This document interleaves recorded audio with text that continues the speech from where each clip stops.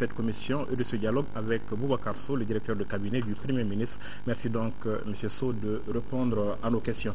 On le sait, plusieurs pays qui ont donc traversé des crises majeures ont eu recours à des commissions dites vérité et réconciliation.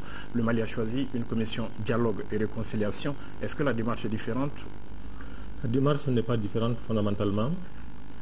Au Mali, on a choisi les termes dialogue et réconciliation. Il va sans dire que la réconciliation ne peut se faire que sur une base de vérité. Effectivement, sur la base du dialogue, il faut que la vérité soit rétablie entre les victimes et les auteurs de toutes les infractions qui ont pu être commises, et pour que la réconciliation s'ensuive. Pour qu'il y ait effectivement réconciliation, il faudrait bien que les faits soient connus, les auteurs identifiés, et que les victimes aussi sachent qu'elles ont pu entrer en contact avec les auteurs d'exactions dont elles ont pu être victimes. Monsieur le ministre, pourquoi maintenant? Est-ce que c'est parce que vos partenaires l'ont réclamé? Pas du tout. Et je pense que depuis l'accord cadre qui a défini les axes fondamentaux du retour du Mali à une vie constitutionnelle normale, les axes fondamentaux ont été identifiés, à savoir la récupération des zones occupées par les troupes rebelles et l'organisation des élections. Il va sans dire que ces deux axes fondamentaux appellent un certain nombre d'activités qui les accompagnent. Pour qu'il y ait élection, il faut nécessairement que les populations qui sont dans les camps de réfugiés aujourd'hui et celles qui ont replié au sud du pays du fait de la rébellion retournent au bercail. Il faut que l'administration qui a momentanément quitté les lieux retourne pour préparer justement les élections. Et il faut que les populations, lorsqu'elles vont retourner, retrouvent le sens du vouloir vivre ensemble. Je pense que c'est des préalables qui sont nécessaires pour qu'on retourne à une vie sociale normale, sans aucun heurt entre les populations. Mais en mettant maintenant la commission sur place, est-ce que vous n'avez pas l'impression de mettre un peu la charrue devant les bœufs? Le nord n'est pas libéré, la zone n'est pas sécurisée, les populations ne sont pas de retour, on ne va pas un peu vite? Pas du tout. Je pense que c'est une des premières mesures qui doit accompagner effectivement la libération du Nord. La libération du Nord est déjà effective en grande partie, même s'il y a effectivement un travail qui est achevé. Mais dès que les populations qui ont vécu pendant un an dans des conditions quelquefois difficiles, et entre communautés, entre individus, entre groupes de populations, retrouvent le vouloir vivre ensemble. C'est un préalable justement pour qu'on puisse aller non seulement à des élections, mais également à un climat social apaisé. Parce que le pays, au sortir de cette crise majeure aujourd'hui, a besoin de retrouver l'ensemble de ses enfants pour vivre dans un climat apaisé et prôner en même temps une réconciliation entre l'État et les citoyens maliens où qu'ils se trouvent. Je pense que c'est une seconde composante du dialogue-réconciliation qui n'est toujours pas connue. La commission, elle existe désormais sur papier, le décret de création est pris. Quand est-ce que la structure elle-même voit le jour? Les activités préparatoires sont en cours. Dans les tout prochains jours, probablement, les membres de la commission vont être nommés. Et l'administration est en train de rechercher les moyens qui permettent d'installer la commission et de la mettre au travail le plus tôt possible. Ce n'est plus qu'une question de jours, même pas peut-être de semaines. Mais qu'est-ce qu'elle va faire dès qu'elle sera en place, dans l'immédiat? Elle commence par quoi? Quand elle va commencer à mettre en place, il faut qu'elle affine d'abord ses outils, sa démarche, sa stratégie de mise en œuvre du dialogue et de la réconciliation, et qu'elle identifie clairement, après cette stratégie de travail, les démembrements qu'elle doit mettre en place. Le décret qui crée la commission a prévu effectivement que la commission peut mettre en place des démembrements au niveau des régions, au niveau régional et sub-régional pour faire le travail, parce que le territoire est tellement vaste qu'effectivement, 33 personnes, c'est certainement trop peu pour faire un travail qui couvre l'ensemble du territoire. Donc il va falloir que la commission réfléchisse à la stratégie à mettre en œuvre pour faire ce travail et aux démembrements qui doivent être mis en place pour prolonger et enraciner le travail de la commission. Et le mandat, qu'est-ce qu'on attend concrètement au finish de cette commission? Au finish de cette commission, on attend que des populations qui ont pu vivre ensemble dans des conditions assez difficiles pendant un peu plus d'1 an réapprennent à vivre ensemble. Je pense que ceci est important parce que cette crise de la rébellion, cette crise sociale a profondément quelquefois divisé les communautés. Et il est important qu'on réconcilie les communautés sans avoir nécessairement à régler tous les problèmes qui ont pu naître pendant un peu plus d'1 an par la voie judiciaire. Vous l'avez dit, la commission comptera 30 et quelques membres. Comment est-ce que ces personnalités seront choisies? Les personnalités seront choisies par le président de la République de façon discrétionnaire. Mais il va sans dire que le président de la République est un homme d'État. Et les couches vives de la nation, il les connaît parfaitement. Et je crois que l'idéal qui va l'animer, c'est de faire en sorte que les personnes qui vont composer la commission dialogue et réconciliation soient des personnes crédibles, des personnes tout à fait disponibles et représentatives de l'ensemble des couches de la population malienne. Je pense que ces trois critères fondamentalement sont nécessairement réunis autour des membres qui vont constituer la commission dialogue et réconciliation. Et beaucoup de choses dépendront sans doute de celui qui va diriger aussi cette commission. Alors on sait que c'est un travail qui ne sera pas facile, on sait qu'il faudra peut-être une grande connaissance du Mali, il faudra peut-être beaucoup de diplomatie. Est-ce que vous avez un portrait robot de la personne qui peut être amenée à diriger cette commission? Portrait robot, je pense qu'effectivement, ça ne peut être que d'abord la première qualité de cette personne, elle doit être très très disponible pour ce travail qui va commencer pour une période de 2 ans et qui ne sera pas un travail de tout repos. Donc la personne doit être d'une disponibilité totale, avoir une grande audience dans le pays, donc d'une très grande intégrité.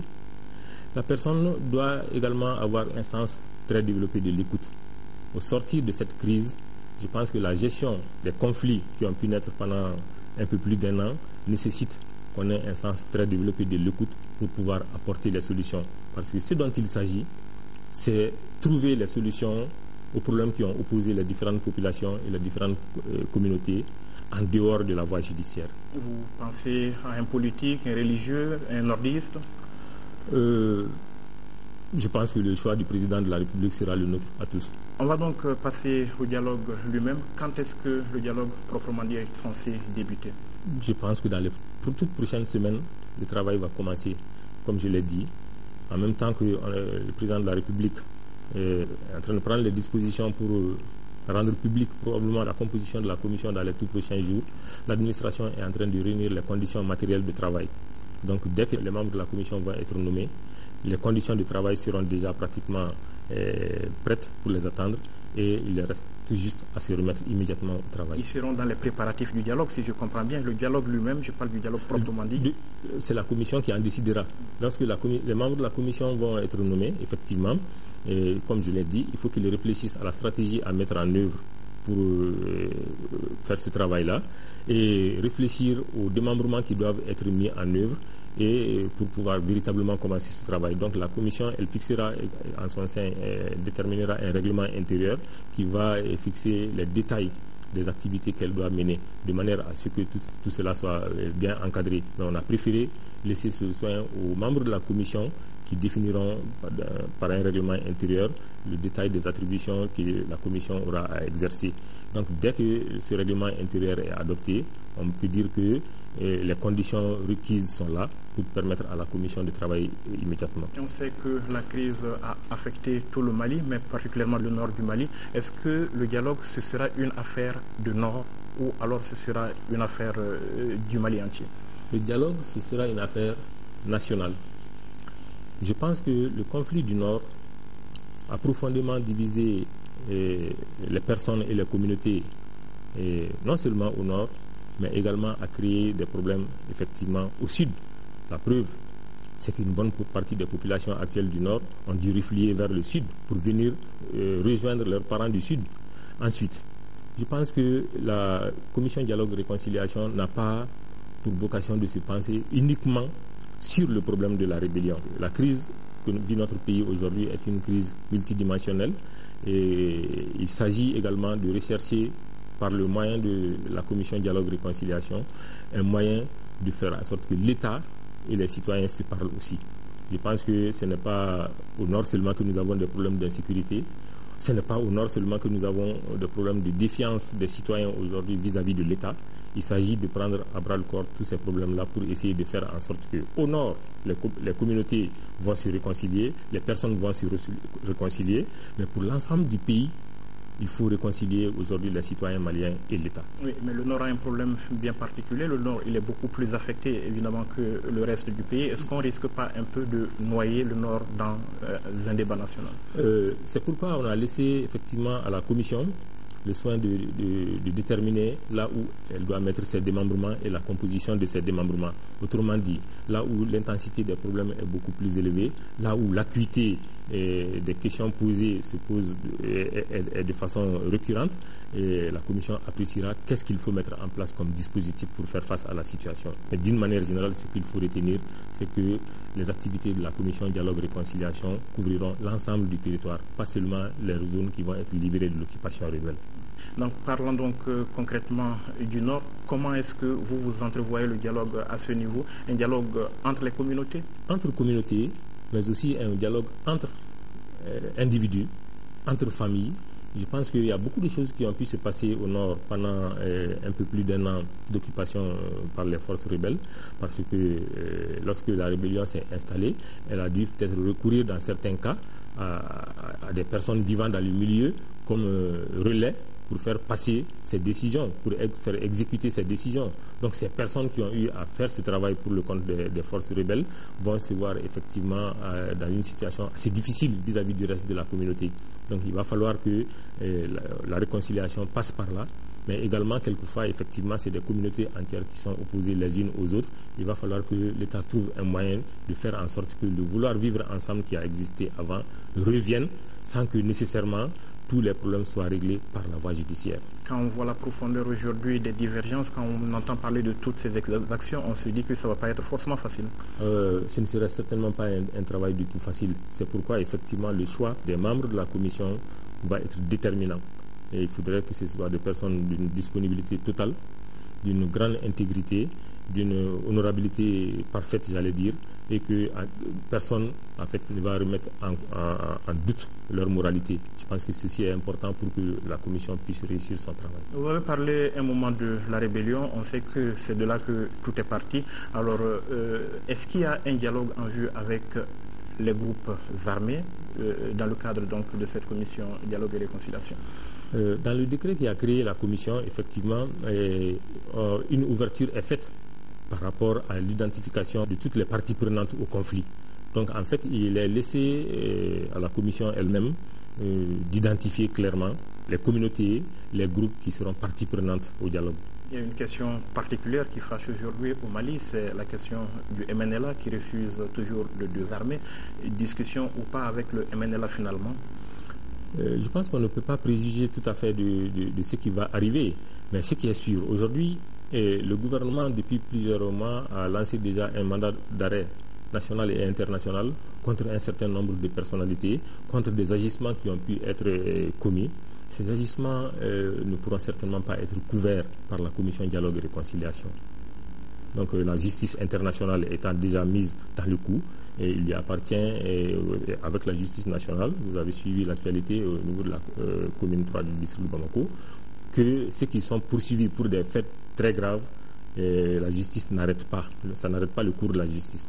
La commission n'a pas pour vocation d'arrêter le cours de la justice là où les actions sont déjà engagées. Ce qui exclut pratiquement le dialogue avec le MNLA. Si on rend l'organisation dans sa totalité responsable de ce qui est arrivé, probablement. Mais en fait, peut-être que l'appréciation de la commission peut être autre. En fait, il appartiendra à la commission d'apprécier qui est partie prenante au dialogue et qui est disqualifié. Il est dit quelque part que la commission va recenser, si j'ai bien compris, les crimes commis pendant toute la période.